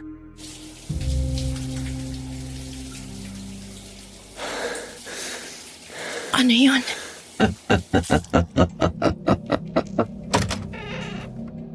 Binuksan ko ang pinto ng banyo at sumilip. Pero wala namang tao doon. Hanggang sa napatingala ako sa bintana. Nanlaki ang mga mata ko, sabay hablot ng tuwalya at takip sa katawan ko. Matapos yun ay sumigaw ako ng malakas at tumakbo palabas ng banyo. Tulong! Manyakis! Dahil doon sa sulok ng bintana ay may nakita akong 2 mata na sinisilipan ako. Kasunod nito ay narinig ko na lang na may mga kahoy na bumagsak mula sa likod bahay. Kinabahan ako nang makita ko na may lalaking dumaan sa bintana sa gilid ng bahay. Halos mapatalon ako sa gulat nang marinig ko ang malakas na kalabog na mula sa pinto sa harap. Buksan mo to, ma'am! May sasabihin lang ako. Umalis ka na! Kung hindi, pakukulong talaga kita! Buksan mo sabi to eh! Ano ba kailangan mo sa akin? Bakit ayaw mo akong tigilan? Kapag pinapasok mo ko, sasabihin ko sa'yo!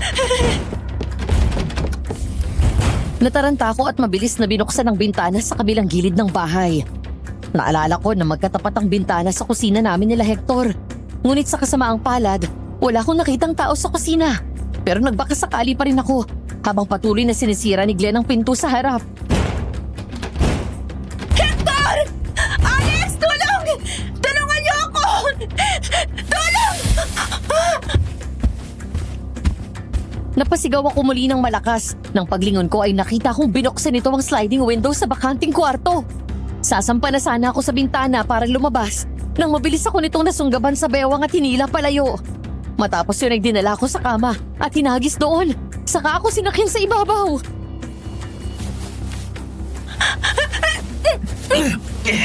Sinabi ko naman sa'yo eh. May sasabihin lang ako. Bakit ka ba umiiwas? Gusto ko lang na mag-usap tayo. Pakiusap mo, Glenn! Huwag niyo po ako sasaktan! Yan, ganyan nga. Kung pinaulakan mo na sana ako nun pa, hindi tayo abot sa ganito. Ano ba talaga kailangan mo? Wag! Huwag ka maingay. Ano bang inaarte mo ha? Di ba gusto mo rin ako? Sinabi ni Ma'am Nora sa akin na gusto mo rin ako at siya mismo ang nagpapunta sa akin dito. Naghihintay ka raw. Pasensya ka na, ma'am, kung hindi ko na napigilan ang sarili ko. Matagal na kitang kursunada eh. Hindi kita gusto! Wala ako sinasabi na gusto kita. Iwas na iwas nga ako sa'yo dahil sa simula pa lang wala na akong tiwala sa'yo. At tama ang kutob ko dahil demonyo ka! Talagang demonyo ako.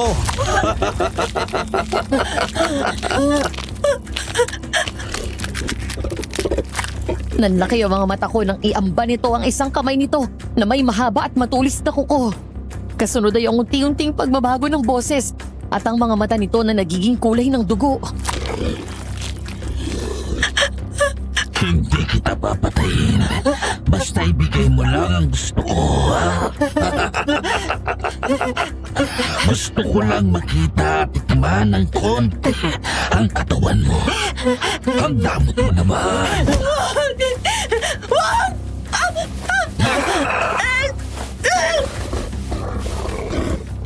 Matapos nito biglang hilahin ng tuwalyang nakatapi sa katawan ko, ay bigla nitong inamba ang dulo ng kuko sa leeg ko.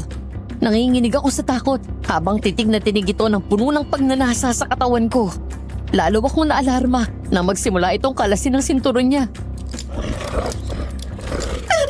Wag, Glenn! Maawa ka! Maawa ka! Ganun na lang ang gulat at hilakbot na naramdaman ko nang biglang magbago ang anyo nito. Lalo akong nagwala at nagpumiglas nang maging aswang si Mang Glenn. Ang aswang na sumalakay sa akin at nagtangka akong kunin. Ikaw ang aswang! Tumahimik ka sabi. Pagkatapos ko sa'yo, sasama ka sa akin. Hoy! Demonyo! Dito! Papatayin ka ng hayop ka!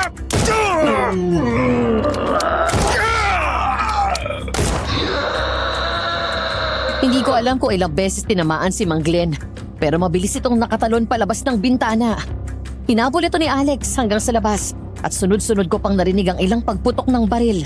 Nanginginig ako sa takot at napakagulgol ako sa pag-iyak na mabilis akong bumangon at sumiksik sa sulok habang tinatakpan ang katawan ko. Nagmamadali akong bumaba ng papag at takot na yumakap sa kanya habang walang tigil akong umiiyak.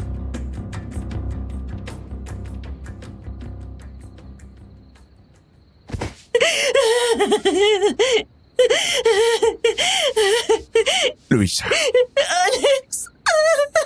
tumawag na ng mga pulis si Kuya.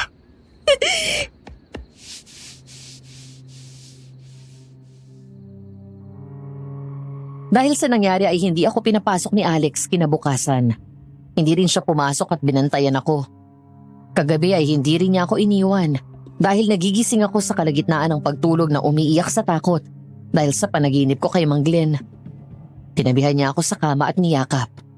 Doon pa lang ako nakatulog ng mahimbing at ng maayos.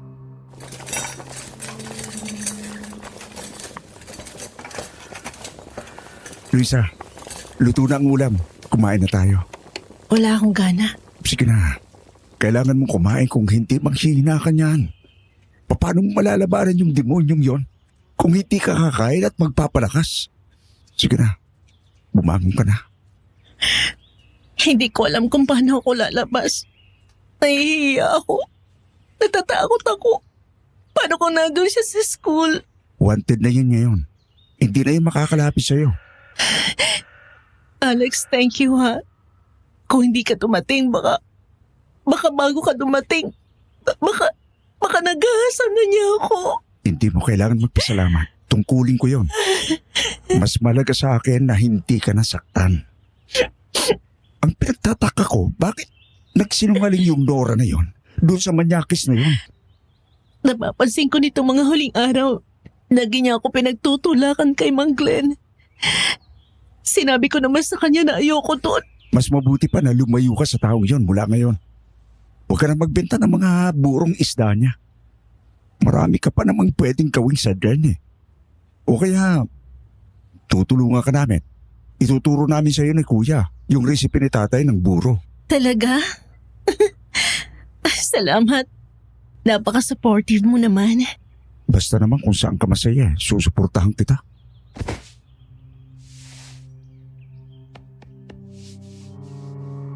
Lumipas ang maghapon. Sa halip na magmukmuk ako ay lumabas kami ni Alex at dinala niya ako sa kabilang bayan. Sa madaling salita, nag-date kami. Kumain sa labas nanood ng sine at tumambay sa tabing dagat na malapit lang sa baryo namin. 4:30 ng hapon nang makauwi kami. Palapit pa lang kami ni Alex sa bahay sakay ng motor nito nang mamataan ko si Nora. Nakatayo at naghihintay sa labas ng bahay.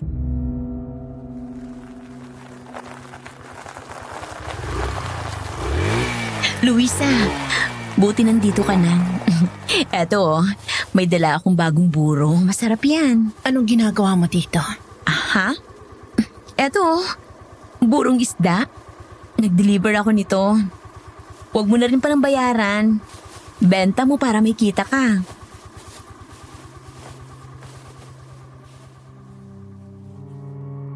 Inabot nito sa akin ang garapon. Hindi ko pa man din nabubuksan pero agad umalingasaw ang mabahong amoy mula dito. Hindi ko eksaktong maipaliwanag. Para yung nabubulok na mas masahol pa sa amoy ng patay na daga at maasim. Nakakasukan na napaatras kami ni Alex. Nang iabot ni Nora ang garapon ay hindi ko kinuha yun pero agad nagsalubong ang kilay ko nang makita ang mga uod na gumagapang sa loob. Dahil doon ay tuluyan na akong naduwal.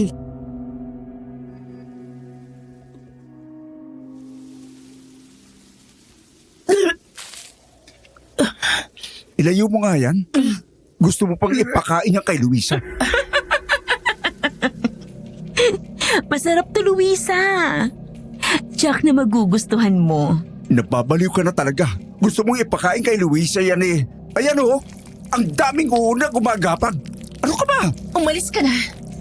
Mula ngayon hindi na ako magbebenta ng kahit anong produkto mo. Huwag mo na rin akong kausapin at lumayo ka sa akin. Ha? Bakit naman? Nagmamaang-maangan ka pa? Ikaw ang nagpapunta dito kay Mang Glenn kagabi. Nagsinungaling ka sa kanya at sinabi mo may gusto ako sa kanya. Ah, yun ba? Wala ba? Ang akala ko kasi meron, pero nagpapakipot ka lang. Nasisira na bang ulo mo? Kahit kailan hindi ako nagpakita ng motibo sa kanya. Sa simula pa lang sinasabi ko naman sa'yo na ayoko sa kanya. Ba't mo ba pinipilit? Bakit ka ba nagagalit? Eh, tumutulong lang naman ako sa'yo. Pwes hindi ka nakakatulong at hindi ko kailangan ng tulong mo. Pinasok niya ako sa bahay at muntik na akong gasain dahil dyan sa pagsisinungaling mo.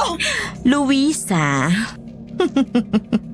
eto naman, wala namang nangyari. Palagpasin mo na. Ano ka ba? Teacher ka pa naman tapos ganyan ang sasabihin mo? Teka nga. Kaano-ano mo ba yung Glenn na yon? At sulsul ka ng sulsul kay Luisa doon? Ayun, gusto mo pang palagpasin ni Luisa? Umalis ka na dito!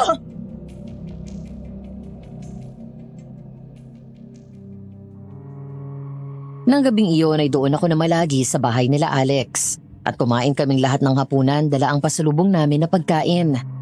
Masaya akong nakipaglaro kay Zoe. Pagkatapos ay tinuruan ko siya sa kanyang mga assignments. Pasado 9:00 ng gabi, habang nasa kusina kami at nagkikwentuhan, ang magkapatid ay umiinom ng beer at si Zoe ay natutulog na. Binalita ni Hector ang nangyari sa school at kay Nora habang wala ako.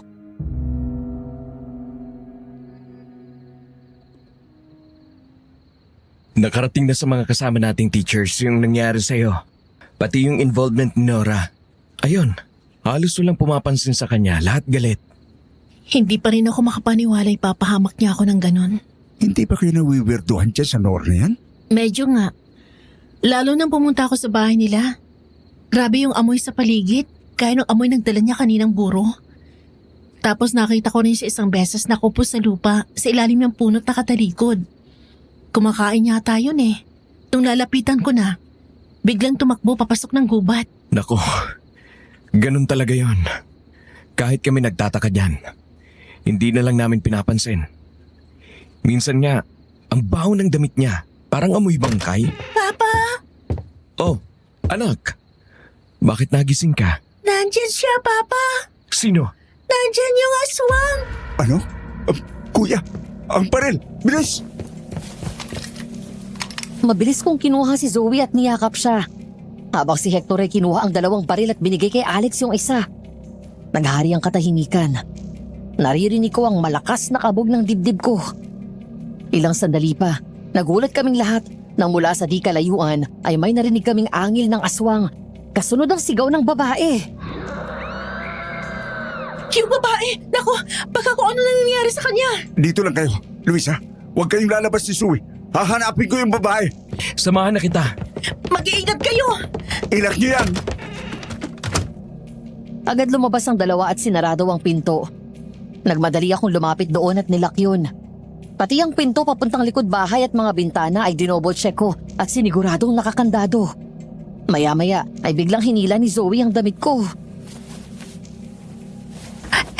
Teacher, yung aswang!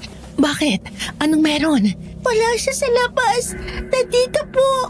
Nagtago siya kanina sa ilalim ng papag. Ano? Nandun po sa loob ng room ko. Gusto niya tayong kunin. Ayun siya, oh. Agad akong napasigaw, kasabay ng pagbalot sa akin ng matinding takot nang makita kong muli ang mukha ng aswang. Mabilis akong tumakbo papunta sa pinto at nataranta na inalis ang lock hanggang sa napasigaw na rin si Zoe. Nang lumingon ito at makitang palapit na ang aswang. Teacher! Nandiyan na siya! Papa! Tito Alex! Alex! Nandito yung aswang! Takbo, Zoe! Tumakbo ka na, bilis! Hindi niyo ko kayang pabagsakin! Pagkatapos niya akong mahablot sa buhok ay nagawa akong ihagis nito at tumama ako sa mesa. Nang makalapit sa akin ng aswang, ay nadampot ko ang isang bote ng beer at malakas yung pinukpok sa ulo. Wala kang magagawa, Luisa. Ikaw ang gusto ng matanda. Ikaw at ang batang yun. Kaya sasama kayo sa akin. Pero bago ka pa kinabangan ng matandang aswang yun, ako muna ang titikim sa'yo. Wala kang isasama kahit sino sa amin! Mas lalong hindi mo ako matitikman! Dahil... Demonyo ka! Patayin kita! Luisa! Isang malakas na sipa ang tinanggap ng aswang mula kay Alex. Pero agad itong nakabawi at sinugod siya. Saka bumagsak ang dalawa sa sahig. Nang subukang kalmutin ng aswang sa mukha nito at kagatin sa leeg, mabilis nakaiwas si Alex at napigilan ng kamay nito. Matapos yun, ay tinuhod nito ng malakas ang aswang. Demonyo ka! Lumayas ka sa pamamahay ko!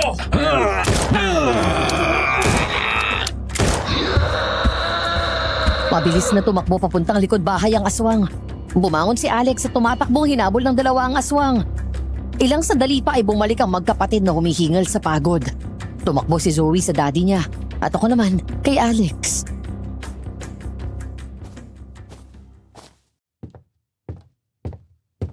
Ayos ka lang ba? Oo.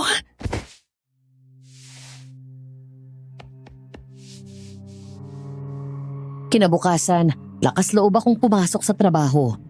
Sinalubong ako ng simpatsya at suporta ng mga kasama kong guro. Maliban na lang kay Nora. Hindi ko siya pinansin sa una pa lang kahit na buong araw kong ramdamang bagsik at talim niyang tingin sa akin. Hanggang isang hapon, pauwi na ang lahat nang biglang nagkagulo at magpanik ang isang teacher at sinabing may nawawalang dalawang bata. Nagdoble ang takot ko nang malaman na isa si Zoe sa mga ito.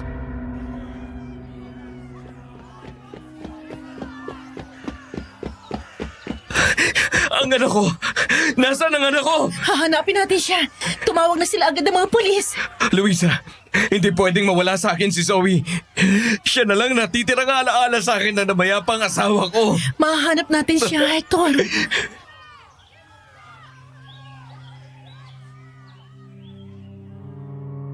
Maya-maya ay dumating na nga ang mga pulis at ilang sundalo. Kabilang na doon si Alex na bakas din sa mukha ang pag-aalala. Naghalughog kami sa buong paligid ng school. Ang ibang mga pulis at sundalo, pinasok pa ang masukal na kakahuyan.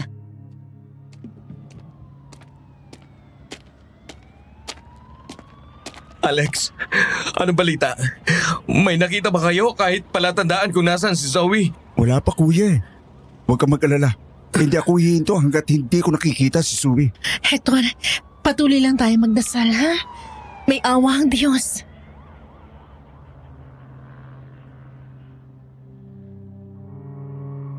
Sa gitna ng paghahanap ng lahat kay Zoe at sa kaklase nito, Napalingon ako sa bandang dulo ng school ground nang mula sa likod ay lumabas si Nora. Wala sa ayos ang buhok at gusot ang damit. May mga bahid ng lupa sa laylayan ng pantalon nito at sa likod na parabang nahiga ito sa basang lupa. Pagkatapos ay natarantan na naglakad habang panay ang lingon sa paligid.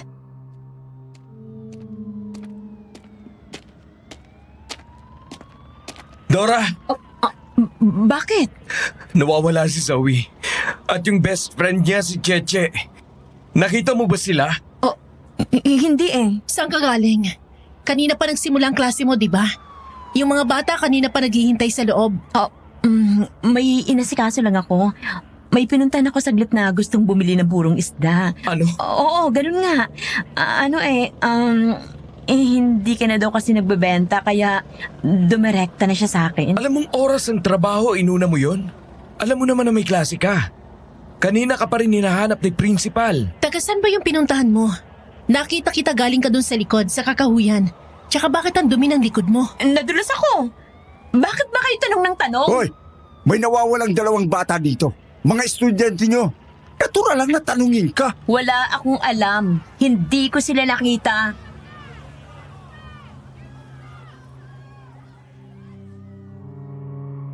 Hanggang sa nagulat kaming lahat ng magkagulo ang ilang guro pati na rin ang mga pulis. Nabuhayan kami ng loob nang sabihin na nakita na ang isa sa 2 bata. Mabilis kaming tumakbo at gano'n na lang ang hinga namin ng maluwag nang makita si Zoe. Ligtas, walang kahit isang sugat, pero dilat ang mata nito at tulala. Wala sa sarili.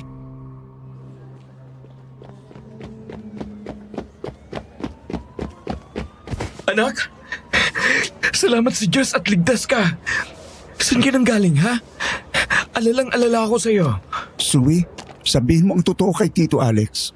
May kumuha ba sa'yo? Banga, Ano? Anong banga? banga, aswang, may matanda. Pinapakain nila yung matanda ng mga bata. Nasa loob ng banga. Aswang, aswang sila. Kumakain ng bata. Anong ibig mo sabihin? Sa halip na magsalita ay lumakad ito, kaya sinundan namin siya. Hanggang sa huminto ito sa harap ni Nora na nang mga sandaling iyon ay kausap ng isang pulis. Nagtatakang tumingin ito kay Zoe pagkatapos ay sa amin. Zoe? Aswang! Aswang ka! Aswang na hindi nagbabagong anyo. Kumakain ka ng bata. Nandun sa banga mga bata. Isa kang aswang. May matanda. Aswang ka! Mga aswang kayo! Hindi. Hindi ako aswang. Hindi. Wala akong kinalaman dyan. Wala. Zoe, gumising ka. Sigurado ka ba sa sinasabi mo? Doon biglang kumurap ang bata at lumingon sa akin. Nawalan ito ng balanse na para bang nahilo. Mabuti na lang at agad ko siyang nasalo.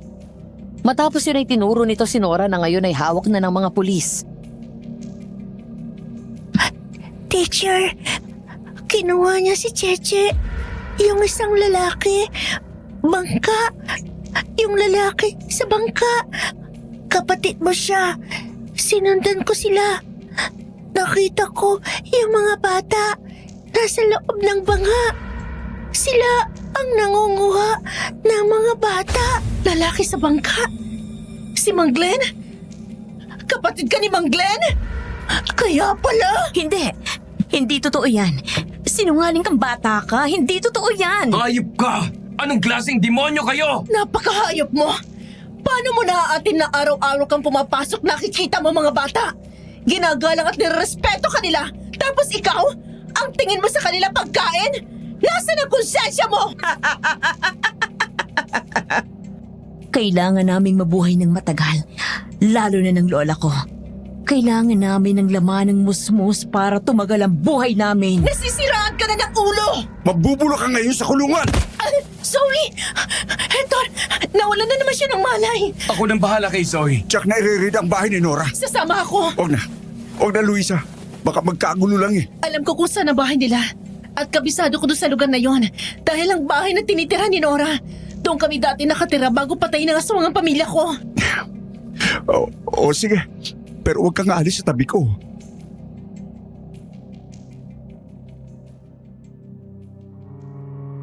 Nang hapon na yon ay dinala sa presinto si Nora. Sumama ako para magbigay ng mga impormasyon sa mga napansin kong kakaibang kilos niya sa school. Nang umayos ang pakiramdam ni Zoe, ay sumunod silang mag-ama sa presinto. Doon ay naisiwalat na ang lahat. May ugali daw si Mang Glenn na kapag may natipuhan na babae, ay hindi nito titigilan at sadyang manyakis ito na kinukonsinti ni Nora. Dahil matapos daw nitong gahasain ng babae, ay pinapatay nila at kinakain ng katawan nito. Tama ang sinabi ni Zoe. Aswang din si Nora. Hindi lang ito nagbabago ng anyo, pero kumakain siya ng laman ng tao. Partikular na ng mga batang kinukuha nila. Nakuha sa gamit nito ang baonan na may laman na pinaghinalaang kilaw na laman ng tao.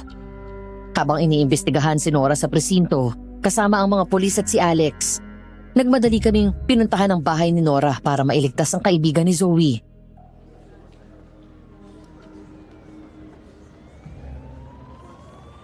Pasado 5:00 na. Maya-maya kakagat ng dilim. Delikado na. Lalo at hindi tao ang mga ito. Eto, kunin mo. Para sa iyo tong patalim na to. Paano kung kailanganin mo? Basta may baril ako. Ayos na yun. Hawakan mo yan. Para may pangdepensa ka sakali magkagulo. Sige. Pero hanggat maaari, huwag kang aalis sa tabi ko.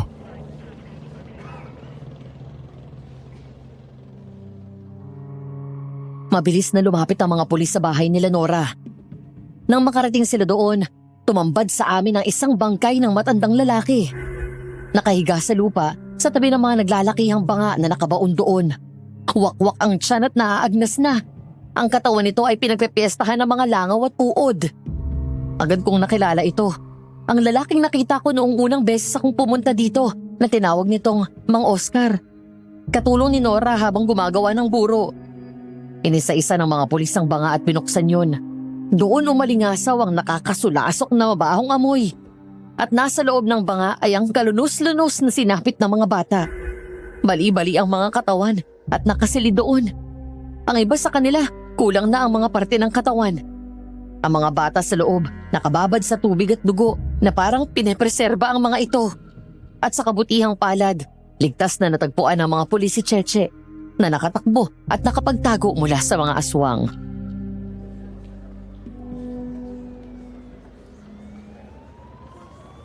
Sadya silang gumagawa ng mga buro para pagtakpan ang krimen nila. Hindi ka talaga maghihinala kapag hindi mo naamoy. Hindi akalain ng mga tao na may mga bata sa loob ng banga na yun dahil iisipin nila mga ginagawa nilang burong isda ang laman nun. Yung mga binebenta mong mga burong isda at yung kinain mo, wala kang nalasahan naamoy na kakaiba.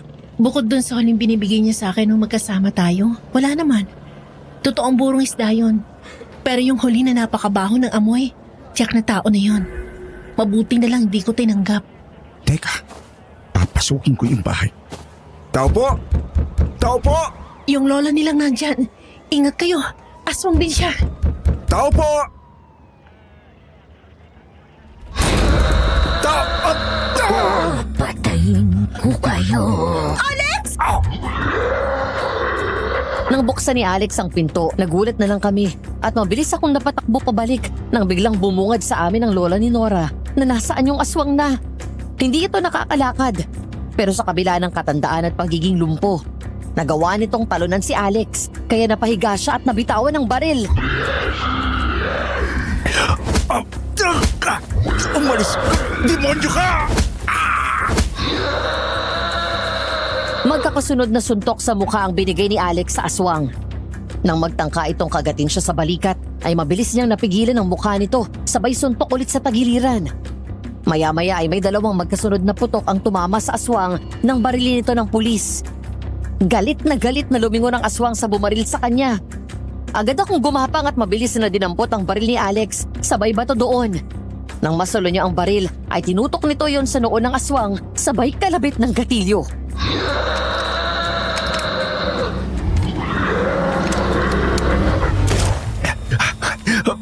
Mga demonyo! Alex, ayos ka lang. Oh, Si Mang Glenn, nasa na kaya? Ha?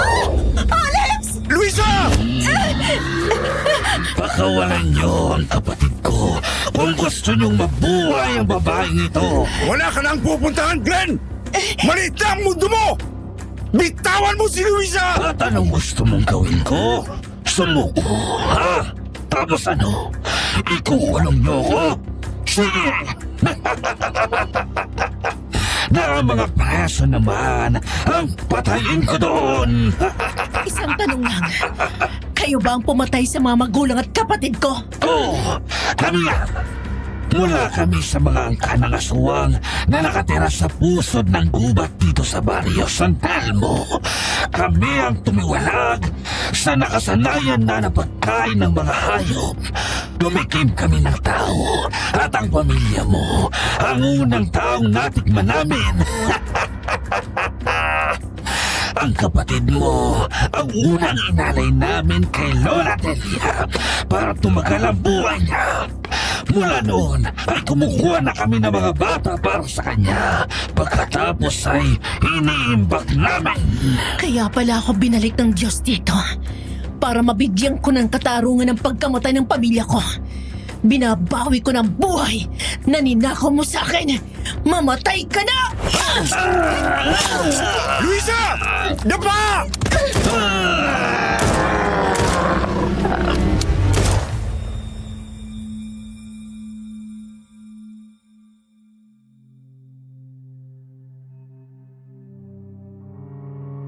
Matapos kong saksakin ang aswang sa tagiliran ng 2 beses at malakas ko siyang siniko, doon niya ako nabitawan.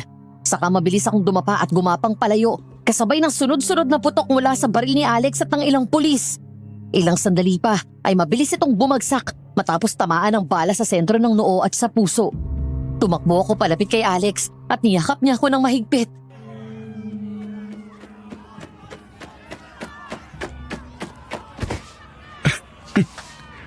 Ang tapang mo. Siyempre, kanino pa ba ako magmamanda Alex, tingnan mo. May San Telmo. Saan? Wala naman ah.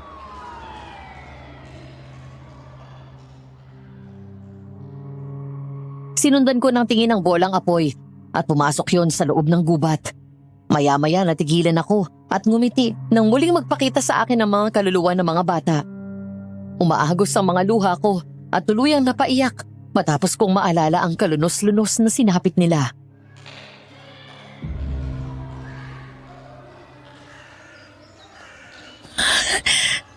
Ngayon matatahimik na kayo. Luisa? Sa wakas, Alex, natapos na rin ito. Nabigyan ko rin ng hustisya ang pagkamatay ng pamilya ko. Maraming salamat sa tulong mo. Wala naman akong masyadong ginawa eh. Ngayon tuluyan na silang matatahimik. At gaya ko, siguradong proud sila sa'yo. Dahil naging matapang ka. Salamat ha. Dahil ikaw ang nagturo sa akin kung paano lumaban. Humiram lang ako sa'yo ng lakas ng loob at tapang. Huwag mong isipin na nag-iisa ka sa buhay. Nandito ako. Mula ngayon, magkasama na tayo. Talaga? Paano kung hindi kita sagutin? Ang akala ko ba...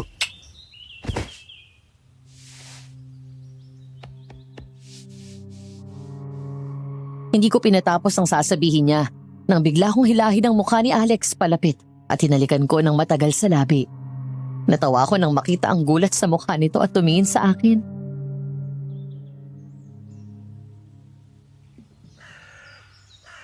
Joke lang. Sinasagot na kita. Ay? Talaga? Oo.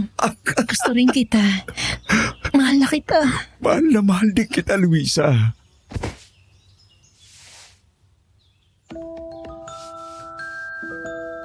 Hindi naging madali para sa lahat ang sumunod na araw, Madam Venus.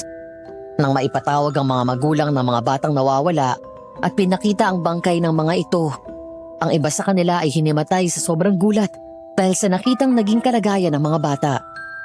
Nagukay din ang mga pulis sa likod bahay at may ilan pang mga bangkay ang natagpuan doon. Mga bangkay ng mga mas may edad at kinain at pinatay ng mga aswang. Kasama sa mga nahukay ng mga ito ay ang mga labi ng kapatid kong si Ace. Sa korte naman ay dumating ang pagkakataon na kinuyog si Nora ng mga magulang ng mga bata. Kalmot, sampal, suntok sa bunot at sipa ang natanggap niya. Hindi ko sila masisisi, Madam Venus. Kung pwede ko lang din patayin si Nora ng mga sandaling yon dahil sa ginawa nila sa buong pamilya ko, ginawa ko na. Pero wala sa kamay ko ang batas. Aswang man si Nora, pero hindi pa rin siya nagbabago ng anyo. Kaya haharapin niya ang parusa sa batas ng mga tao. Kung tutuusin, kulang pa ang buhay nito, ni Mang Glenn at ng lola nito bilang kabayaran sa mga batang inosente na biktima ng kahayukan nila sa laman. Samantala kami naman ni Alex ay tumatagang relasyon sa paglipas ng panahon. Matapos ko siyang sagutin, hindi rin naman nagtagal at pinakasalan niya ako. Mula noon ay bumuo kami ng pamilya at nagkaroon ng 5 anak. Madam Venus, minsan may mga pangyayari sa buhay natin na hindi natin maintindihan kung bakit nangyayari. Katulad sa akin, bumalik ako ng probinsya sa dahilan na makaiwas sa dati kong nobyo na ayaw akong patahimikin. Hindi ko alam na ang pagbabalik ko sa lugar na minsang naging isang bangungot, dito ko rin makakamit ang hustisya sa pagkamatay ng pamilya ko. Si Nora ay isang halimbawa lang na may mga taong hindi natin basta dapat pagkatiwalaan. Mula noon ay naging mas maingat na ako sa mga kinakausap ko. Mas naging malalim din ang pananampalataya ko sa Panginoon dahil sa pangyayaring iyon. Sana po ay nagustuhan ninyo at may natutunan kayo sa aking kwento. Hanggang dito na lamang at maraming salamat po. Nagmamahal, Luisa.